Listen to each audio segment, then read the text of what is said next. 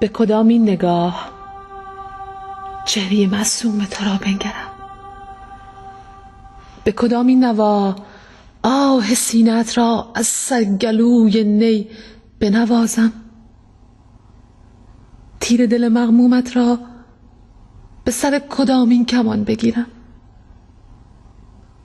آخر به کدامین گناه؟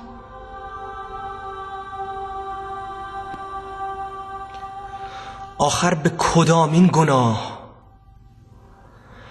آه دل خونینت را به گلبرگ کدامین گل رنگین کنم؟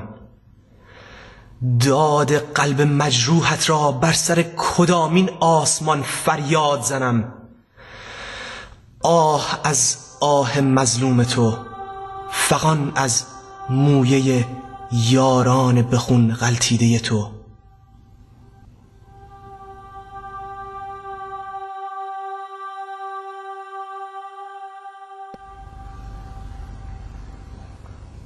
خورشید سر بر زانوانش در گوشه تنگ فلک اشکهای تو را از نگاه ابرها می شوید. ای قلبت آتشین، ای دامنت خونین، ای ایران، ای نازنین. چشم زاینده رود خون گریست و اروند سوخت. از سوز دیده مادرانت پروانه از خون لاله دوخت. عطر شالیزار از یاد جاده های سبز شمال رفت. بم دوباره به خود لرزید.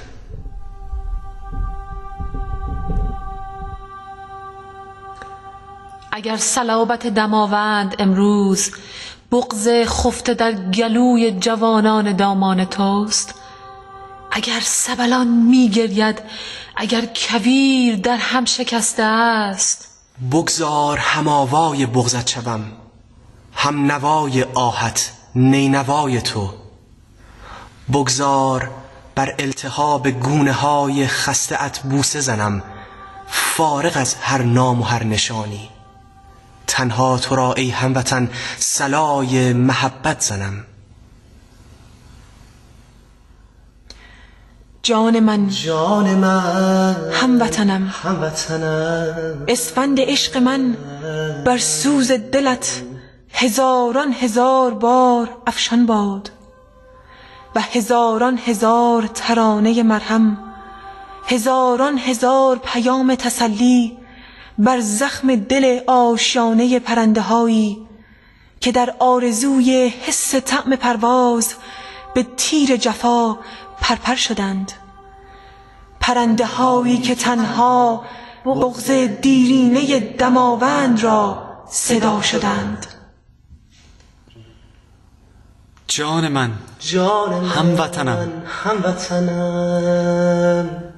نام تو مثل جان، تو مثل جان، یاد تو مثل روان، مثل روان. جان تو جان من است، جان تو جان، درد تو درد من است. درد تو درد من است. فدای غم زاینده رود،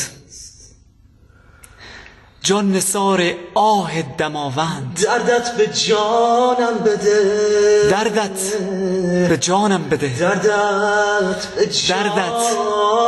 به جانم بده، دردت به جانم بده. جانم بده.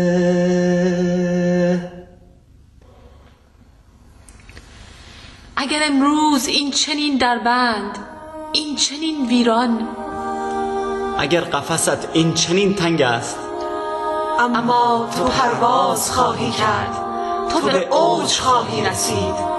ماه بر پیشانیت خواهد تابید، تک ستاره آسمان ها قلب زمین خواهی شد.